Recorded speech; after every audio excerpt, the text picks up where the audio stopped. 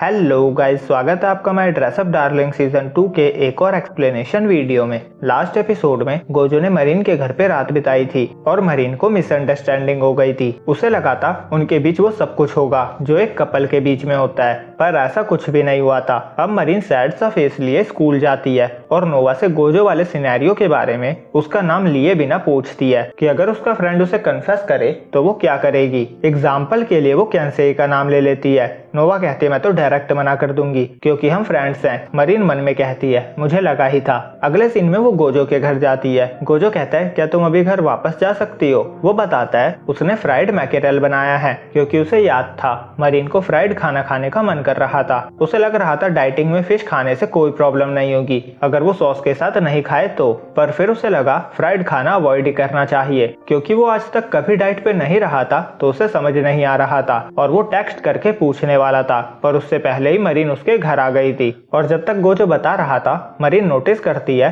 उसने खाना बनाने के लिए स्पेशल ऑयल तक लिया था। गोजो सॉरी कहते हैं क्योंकि उसकी वजह से उसकी डाइटिंग बिगड़ जाएगी। मरीन कहती है तुमने जो भी बनाया है मैं वो सब खाऊंगी। आज के दिन को वो चीट डे का नाम देती है। फिर सब साथ में डिनर करते हैं। मरीन खाना एंजॉय कर रही थी और वो नोटिस करती है फिश में कुछ मिला हुआ था। गोजो बताते हैं उसने प्लम और ग्रीन शीशों के पत्ते डाले हैं जिससे बिना सॉस के भी खाने में मजा आए। डिनर के बाद मरीन घर जाने के लिए निकल रही थी। वो गोजो को उसे स्टेशन छोड़ने को कहती है पर वो उसकी आंखों में देख के नहीं कह पा रही थी। गोजो मान जाता है। अब जाते हुए वो नोटिस करता है मरीन का मूड ऑफ था। वो पूछता है कुछ प्रॉब्लम है क्या, पर मरीन आंसर देने के बजाय उससे ही पूछती है क्या मैं कल भी आ सकती हूँ। गोजो हाँ कहता है। मरीन कहते हैं मैं खाने के लिए पे कर दूंगी। गोजो कहता है इसकी जरूरत नहीं है और इसमें तो ग्रैंपा भी मेरा ही साथ देंगे। अब वो उसे स्टेशन पे छोड़कर चला जाता है और ट्रेन में मरीन सोच रही थी मैं गोजो का फेस भी नहीं देख पाई। अभी तक वो सोचती थी अगर गोजो उसका प्रपोजल रिजेक्ट कर देगा तो कोई बात नहीं, वो इसमें कुछ नहीं कर सकती,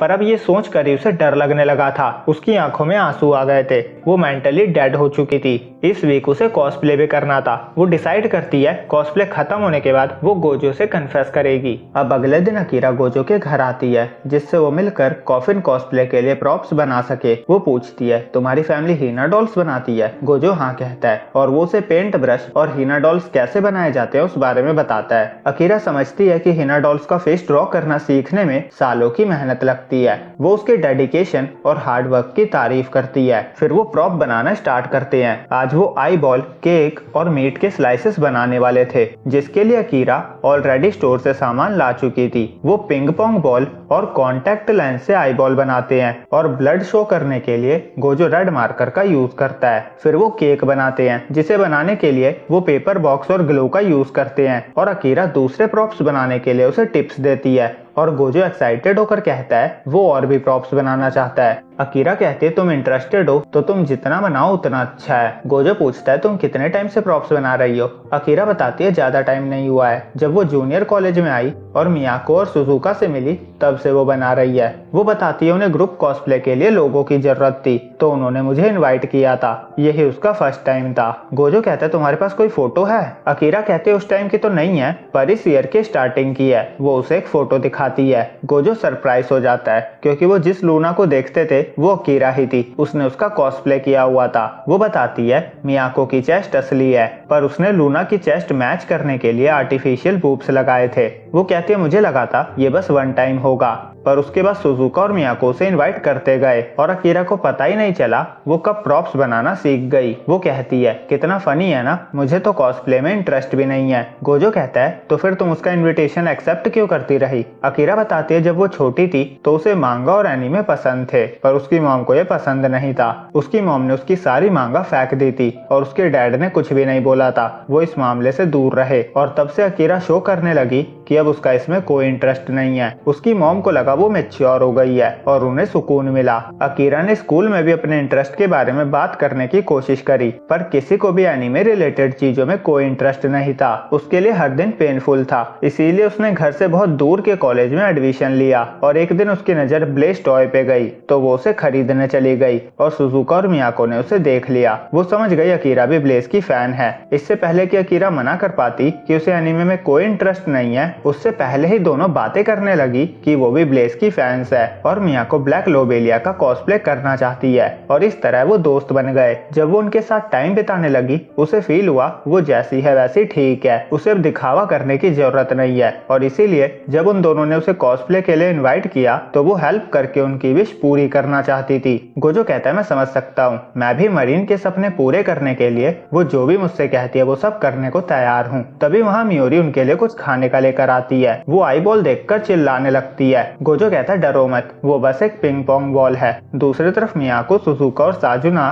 कॉस्प्ले के लिए स्टूडियो देखने गए थे और साजुना कहती है ये जगह उसे कॉफिन कॉस्प्ले के लिए वैसी नहीं लग रही जैसा उसने इमेजिन किया था। तभी मियाको कहती है तुम अभी ब्लैक लोबेलिया का कॉस्प्ले करने वाली हो। शिंजू चौंक जाती है और हम आफ्टर पार्टी का फ्लैशबैक देखते हैं। मरीन ने मियाको और सुजुका को बताया था कि उसने स्कूल फेस्ट में रेई का कॉस्प्ले किया था और उसने जो शेप वेयर पहना था वो शिंजू वाले शेप वेयर से अलग था। उसकी चेस्ट तो बिल्कुल गायब ही हो गई थी और उन्होंने शिंजू की कॉस्प्ले फोटो भी देखी थी जो उन्हें बहुत पसंद आई थी। मियाको पूछती है क्या साजुना ने कभी मैजिकल गर्ल्स के अलावा किसी का कॉस्प्ले नहीं किया। शिंजू बताती है वो हमेशा से ब्लैक लोबेलिया का कॉस्प्ले करना चाहती थी पर वो नहीं करती क्योंकि उसकी हाइट कम है। उसे भरोसा था कि वो कर लेगी पर उसमें उसे कन्विंस करने का कॉन्फिडेंस नहीं था। मियाको कहती है साजुना को जो चीजें परेशान कर रही है उसे फिक्स किया जा सकता है, चलो उसे ब्लैक लोबेलिया का कॉस्प्ले कराते हैं। वो साजुना के लिए सरप्राइज कॉस्प्ले प्लान करते हैं। उन्होंने स्टूडियो, कॉस्प्ले कॉस्ट्यूम सबकी प्रिपरेशन की प्लानिंग कर ली थी पर शिंजू को अभी भी डाउट था